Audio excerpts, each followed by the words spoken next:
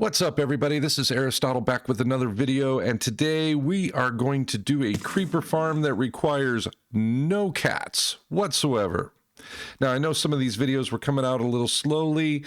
The whole family and I had COVID, but we all made it through and we're on the mend and feeling better. So let's get into it. All right, so we're going to be building this creeper farm today, and it is a bit of a complicated build. There's going to be a little redstone involved. There's going to be a lot of materials. We're going to run through this tutorial quickly, but I'll take you right through it and make it as simple as I possibly can. Okay, so for the minimum for this farm, you're going to need at least 4 stacks of building blocks. Now, I've got a couple different kinds here, and I'll show you how I'm going to use them, but they can all be the same, and they can be just about anything, just need to be full blocks. You're going to need 2 stacks of soul sand at a minimum. You're going to need some temporary blocks. In this case, I'm going to use some dirt. You're going to need slabs to create a roof for this thing, at least 2 stacks of slabs. You're going to need some powered rails or some redstone dust. You're going to need 4 observers. You're going to need 24 pistons at a minimum just to build one module of this. And you're going to need at least 4 stacks of trap doors. Now, this is going to be powered by an etho hopper clock, so you're going to need 2 hoppers, a block of redstone, 2 comparators.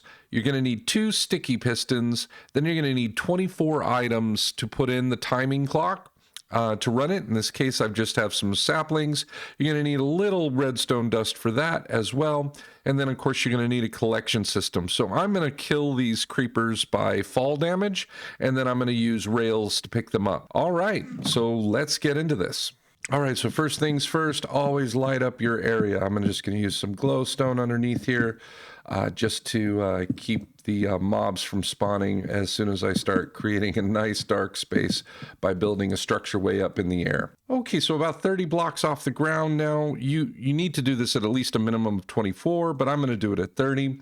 You're going to start off your farm. So you're going to create a row of 12 blocks. Okay, and on the front of those 12 blocks, you're going to put 12 pistons.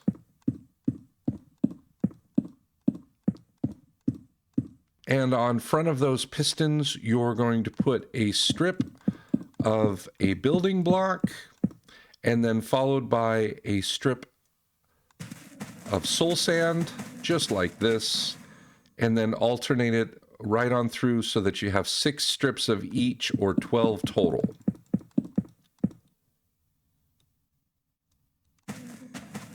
All right, so that's what that should look like right here. We're going to grab our temporary blocks, and then we're going to come out 2, just like this, and then we're going to take a block of our building block of our choice, and then create a row that runs right along parallel that is also 12 blocks long. Okay, and in this gap here, what you're going to do is you're going to place pistons just opposite like the other side, except for we're leaving a 1 block gap in between the edge of that. So it could just give you an aerial shot. That's what it should look like so far. Okay, so now we need to build a 2-high wall all the way around this one. And a great place to start is right on top of these pistons here. So just place your blocks right on top of there.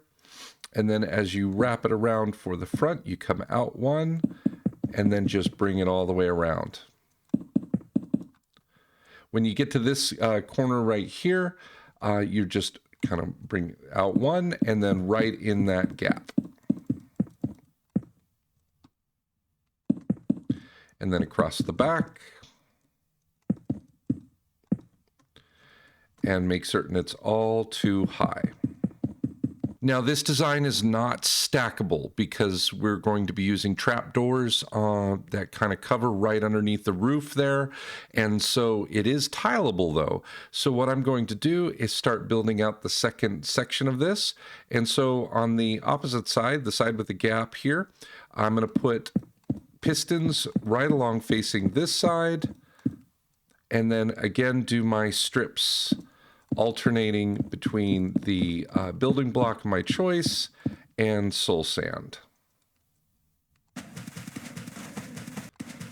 Now, the material list I gave you in the start is just for one of these modules, so just double it if you want to do 2 like I'm doing today. All right, then once those 12 strips are in, 6 of each, we're going to do again the same thing we did on the other side. We're going to use 2 temporary blocks, and then I'm going to pop a building block of my choice, take those out, extend this out for 12 blocks so it matches, and then pop pistons on the inside facing the strips. Okay, now we need our 2 high wall around this section as well. And the best place to do that is right along these pistons, just like that. Okay, and that's how our module should look right now. All right, so we're going to start with the floor. So this would be the front of our build here, and we started on that row of blocks right there on the left. And so we're going to come over to the right here. Now we don't have to put trapdoors on this first section, but the next one in, we're going to face to the way that they push. So what we want to do is put them directly on the floor, just like this, and then open them up. It's very important that we put them orientated in this direction, because the floor is going to shift from our left to our right. And we want those there to trap the creepers in, so it forces them through the shifting floor and down below. Now, and so the way to do that is to face in the direction that the floor is going to shift in the first way. If you do them this way, what's going to happen is they'll sit there like that. So if there's a creeper standing right there and the floor shifts, absolutely nothing will happen. So you need to cover both alternating rows just like this in the same direction and open them all up. And just keep going until you're 100% done. All right, and that's what it should look like when we're done. Next, we're going to come in and we need to push trapdoors all across the top here. And what this will do is allow only creepers to spawn throughout the entire farm. A little trick, this is a little bit easier from the top. All right, once those are in, I'm going to get the second side done now. All right, now that that's in, just grab your slabs and you're going to want to cover over the entire project. All right, so if you're worried about extra spawns over the pistons here or anything like that, you can always just come in and half slab a little lower, just like this. We're going to be covering this other section in redstone dust, which will prevent spawns as well. But just doing some half slabs right on over, which of course you can continue to the other side if you really want to. Just go for it.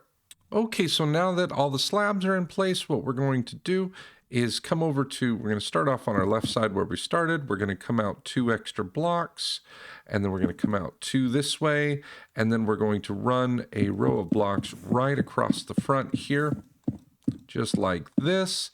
And when we get to this side, what we're going to do is pull that out 2 blocks to cover that.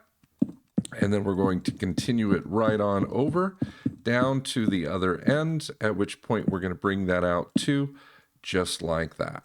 Now grab your observers, and in this space with the gap, you're going to place an observer so the output is pointed right over the row of blocks with the pistons, just like this.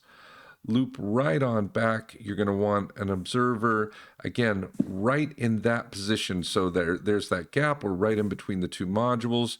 We have a row of pistons under there as well. And so it's going to be pointed at some redstone that's right there.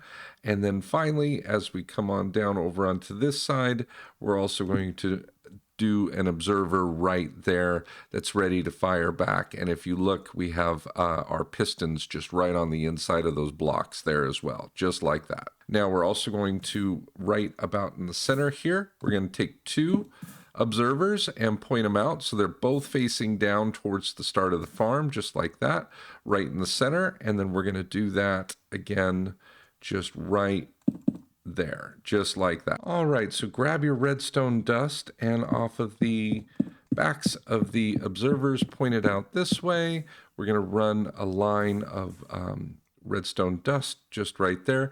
And again, right in between these 2 sets of pistons. You can't see the ones on the right, but they're there. Just right off of that one. And again, the one on the end, you're going to take that redstone dust and run it right along the back here. Now grab your powered rails or redstone dust. I prefer to use powered rails in this one. But you run those right across the front just like this.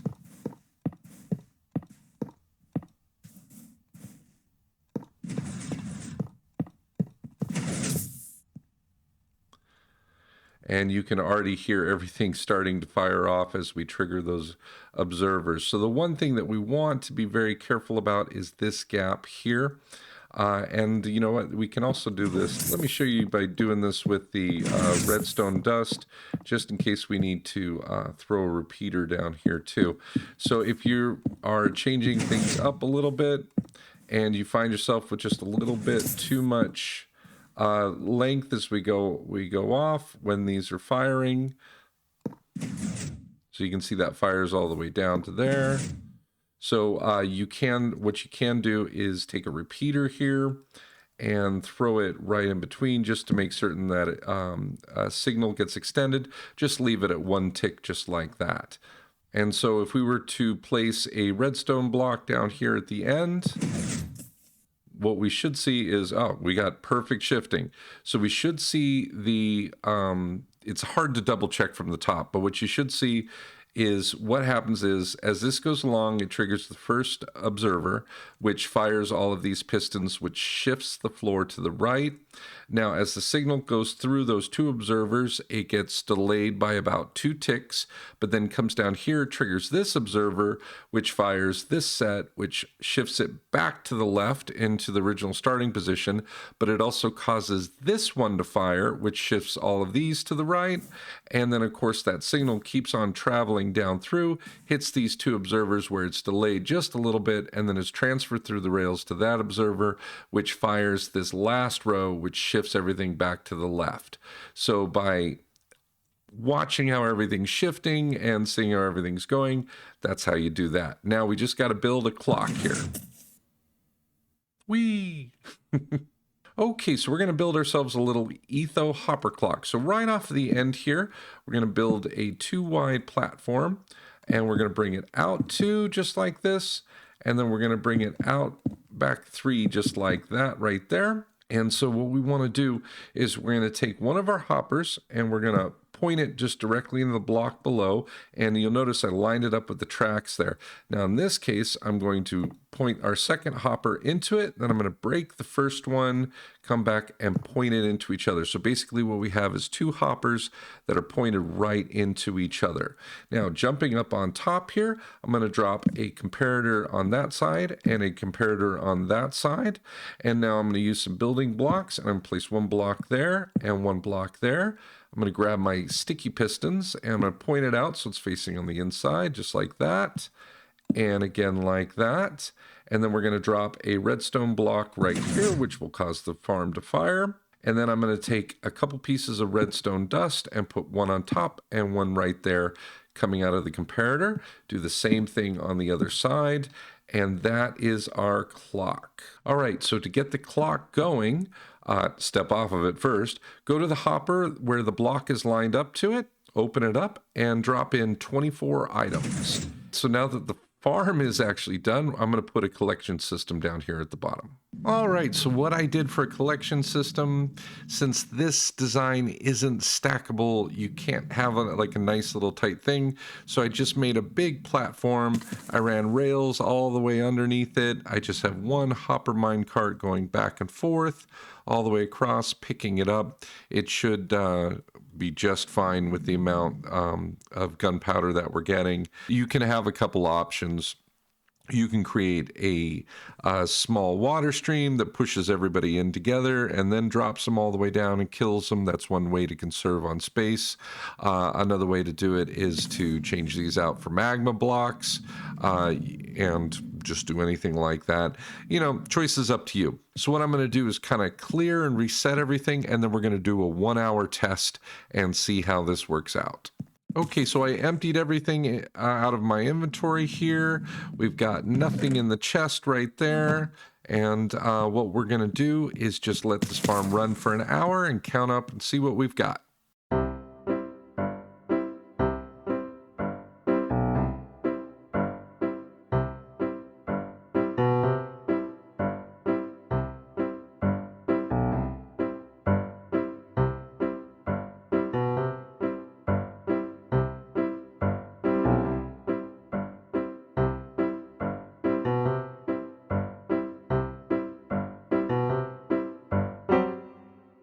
All right, and that 1 hour is up. Let's go see what we've got.